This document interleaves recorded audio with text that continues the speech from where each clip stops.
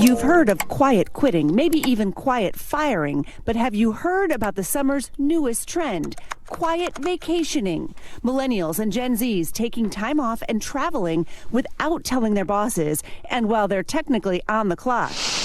Joining meetings from places like hotels, beaches, cruises, you name it. So why don't they just take their paid time off? Workplace culture expert Jessica Kriegel says it's because of fear. People are afraid that they're going to be viewed as weak by their employers. And so the grind never really stops. A report from the U.S. Travel Association highlighting that millennials are a generation of, quote, work martyrs. They came into the workforce at a time when U.S. vacation usage went down, while the use of mobile technology went up, enabling this constant attachment to your job, an attachment that was amplified during the COVID pandemic as people got used to working from home and letting their jobs creep into their personal lives. The perception is that these people are lazy, that they are entitled, that they are not loyal to their employers. American culture perpetuating an obsession with productivity at the workplace. The United States, still the only country among its economic peers that doesn't guarantee paid vacation, sick leave, or holidays for all employees. That's crazy. We need to realize that we have to find balance. Otherwise, we are going to burn out. Going to burnout, I mean, I think we already have, and I think we repeatedly do.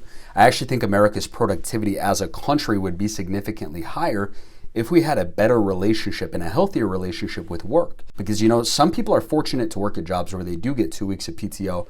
You know, maybe they get a little bit of work-life balance and the work is not always at 10 out of 10 on the intensity spectrum, right? But there are some people, man, and I've worked at places like this, where you just get none of that. It's every day, all the time. You better be on. Your boss is going to look at you like you're lazy, call you names, you know, maybe even fire you or debate firing you if you're not showing up and putting in 120% effort every day. And I know a lot of you CEOs out there hear that and you think, oh, that's a good thing. See, I'm getting the most out of my people. No, you're burning your people out and you're actually getting less in the long run. And you're going to lose a lot of good talent doing that. Some are creating the solution of their own, packing up and heading out in secret to try to find some sort of awkward balance between vacation and work. With nearly 40% of millennials saying they have taken time off without ever even telling their manager. Some That's even crazy. making it a popular trend on TikTok. We're just working remotely. It doesn't really matter where you are. And their companies feeling burned. The Society for Human Resource Management feel says burned about? that going on quiet vacations can cause compliance and liability problems for employers, with things like tax, security, and employment laws focusing pretty heavily on where you're working from. It sounds great to be able to work anywhere you want to, but the law isn't there. And your company is not being mean and horrible and terrible when they tell you that you can't. What are y'all talking about liability issues? People have worked remotely for years, and this has never been some big issue in corporate America until recently after quiet quitting and the rise of remote work. Y'all are just making things to get mad about. Now, it's interesting because, like, the whole point of a vacation is to unplug. So Right. if you're secretly trying to still be working on vacation, you're actually not reaping the benefits of vacation, right? Well, that's true. And who really is ever unplugged? But one of the big concerns, like, look, you know, make sure you turn off your camera if you're going to do this, right? And know your boss, Yeah, right? right. But also know your boss. I mean, there are some bosses that if you get busted, you're just going to lose your job. There are others that maybe you should clue them in and be like, That's look, right. I'm taking the kids to the beach. I'm going to work from the hotel room for one of these days. Just so you know, I just wanted you to know. I mean, maybe just a little more communication might be better for everybody. Christine Romans, like, we can't quiet vacation, me and you. No, we could You know try. what I mean? Let's do this show in Bermuda next I was week. going to say, maybe Turks. Turks, we'll do it. All right, We'll get out to an island. I just got to say, I really don't see what the problem with this idea of quiet vacationing is. If you can work remote, then why can't you work from somewhere besides your home, right? Like, there are other places where you can get work done. And let's say you do have a family. It takes so much work to get an entire family of 4 or more to go on vacation. Why do y'all got to shame the parents that are trying to find a way to make that happen? Let's see what Ken Coleman has to say about this. Okay, straight out of the headlines. This is really interesting. Is this you? 78% of U.S. workers say they do not take all of their paid time off, and it's highest among Gen Z workers and millennials. So the youngest portion of the working force, Gen Z and millennials. Okay, let's think about this logically, right? What happens if you work in a place and you're young and you're trying to prove yourself and you use all of your PTO every year? The perception about you becomes, oh, he is not fully invested, maybe he's lazy or she's lazy, right? Okay, let's look now at millennials and Gen Z. okay, they are more financially strapped than any past generation, right? They're getting paid less money in relative terms than baby boomers were at their age. They're not able to afford homes. They're barely able to afford food, barely able to afford vehicles, oftentimes used, okay? So when you look at these generations, you go, why aren't young people using all of their PTO? Because, I'm trying to get a raise. I can't afford to get fired. These jobs out here are few and far between for my generation, and I'm already struggling. Now, why are they not taking their time off? The given reasons are they feel pressure to meet deadlines, they feel pressure to be productive, and they get nervous requesting the paid time off because they don't want to look like a slacker. There it is. Now, here's the other thing. They're taking time off. They're just not doing it officially. So what's happening is there is a fear that is driving this behavior. And I will get to where the fear comes from in a moment. But what's happening here is they're not filing PTO. And folks, 78% of Americans are not using all of their PTO. Because companies do not encourage people to actually use all of their PTO. In a lot of places, you could be demoted, held back from promotions, or otherwise bullied for using all of your PTO. How do we look at this like workers are weird and workers are the problem, when clearly workers would rather not work, but they feel some sort of pressure to be there and to not take all of that PTO? Do you not see that the problem is with the employer? Let's first look at why people are really afraid. I think there's two reasons: poor leadership and poor self-esteem. I think that's what it is. Simply put, the reason that this is happening is poor leadership and poor self-esteem. The reason they're saying they feel pressure to meet deadlines and be productive, and they feel like as if they would be judged if they take their vacation days, which, by the way, are their right, for crying out loud. Let him cook. When you go to work for a company and they say you get 2 weeks of vacation, by the way, that's yours. Let him cook. You aren't asking for something special. They're your vacation days. I didn't expect this. Take them, for crying out loud. Okay? But the reason that there's this fear of my leader perceiving me as a slacker, not productive, is because leaders haven't made it clear to people how much leaders value them, number one, just as people.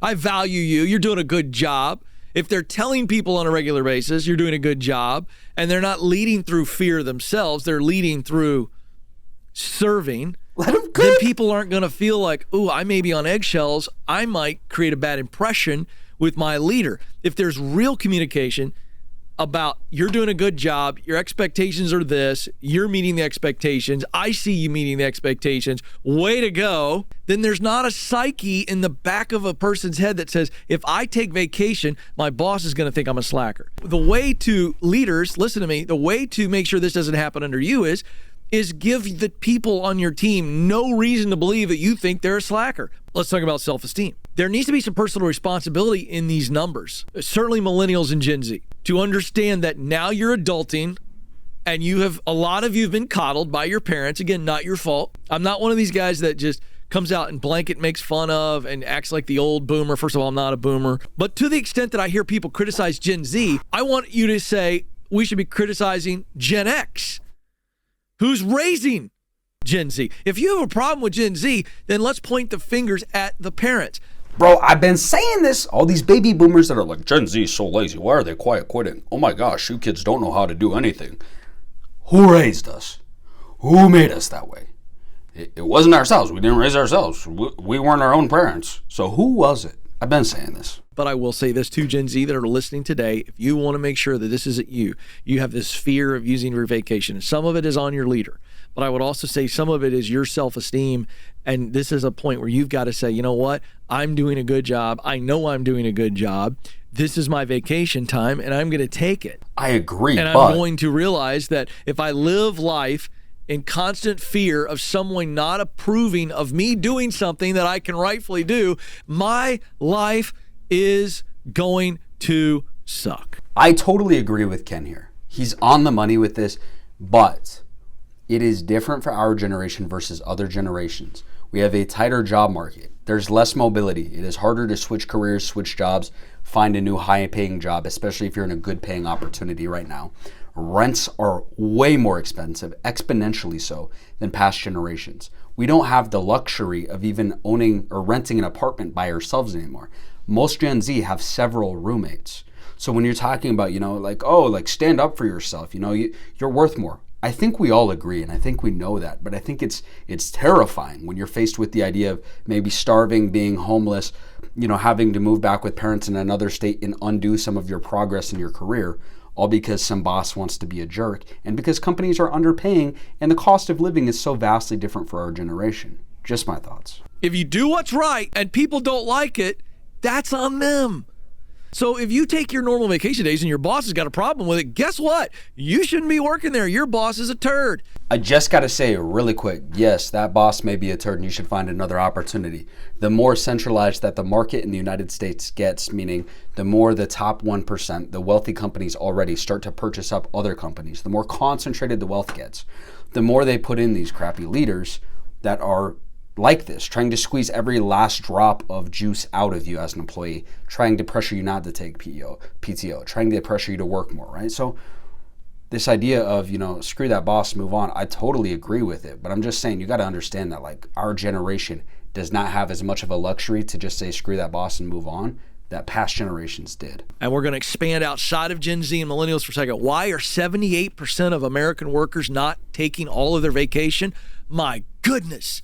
I'm going to tell you what I think it is. I think that we are too busy living for the now, and we are trying to keep up with everybody else. We are not being disciplined with our finances, and we have no margin. Credit card debt is at an all-time high, and we wonder why people don't take a vacation. They can't. I agree. They can't afford one. Because you think about it, if I'm going to take a vacation, I look at what everybody else is doing, I get on Instagram and Facebook, and I can't afford a vacation.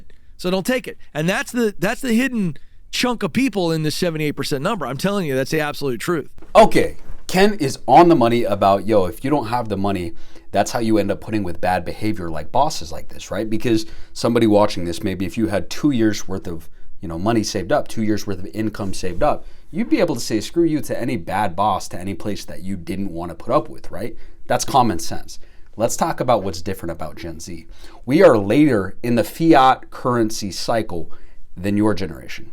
Gen X, baby boomers, previous generations. When did America fully get off the gold standard? 1971. What has that done? That's inflated the price of everything as the government can't be trusted to not print unlimited money to the moon. The government continues to print more and more over time. The price of things continues to get inflated. So when you talk about this idea of you kids need to save, you kids need to budget, let me offer you something. If I was to say, okay, I'm going to be really diligent and I'm going to save money and I'm going to try to buy a house, okay? And today houses are $200,000, right? That may take me 30 years, let's say 20 years to build up that nest egg of $200,000. What's going to happen in the meantime while I try to save up that money for $200,000 is you're going to have a bunch of people that are not afraid of debt, that are willing to use debt to get ahead, to get into the house before I can. And so all of the houses on the market, you're going to have people that are willing to not just sell today, but sell their futures away. This is the idea of a debt-based economy, which is why Gen Z is so hurt, okay? So these people are going to go to the bank and say, well, I'll give you my labor for 30 years, a 30-year loan, and you know what? I'll pay $210,000 because that guy's going to wait years and pay $200K. I'll pay $210,000 right now, and you'll be able to charge me interest over the next 30 years, so the bank is really going to make $400,000.